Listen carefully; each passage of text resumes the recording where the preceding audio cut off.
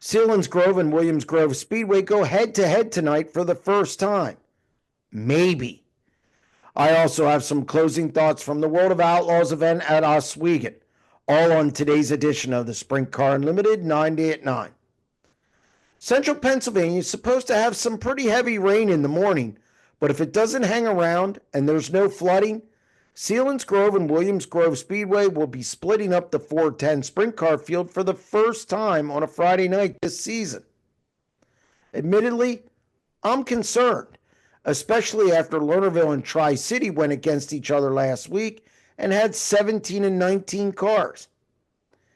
Danny Dietrich and Chase Dietz are headed to Selinsgrove, with Anthony Macri, Troy Wagaman Jr., and Freddie Raymer scheduled to appear at Williams-Grove.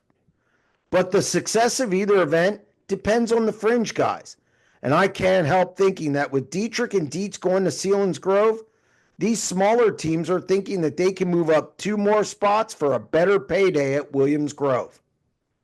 Regardless of who goes where, the Lernerville Tri-City deal didn't go well for either party. There were no winners, and I fear the same could happen here. So we'll see. Speaking of up north, David Gravel continued his dominance over the World of Outlaws circuit. He scored his 8th win in 23 events and now holds a huge 178-point lead over Buddy Kofoid in a point chase that I feel is over.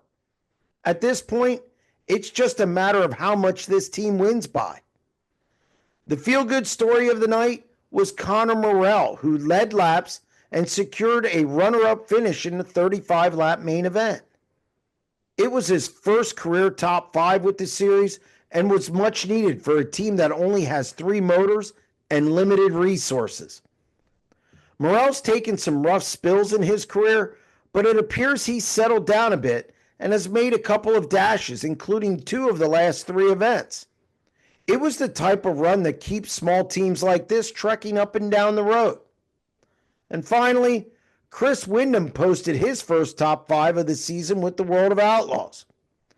Windham continues to lead the rookie chase, and he now has 1 top 5 finish and 7 top 10s in 23 events, numbers that are far better than what the critics expected.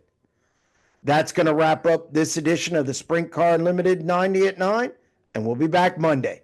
Stay tuned.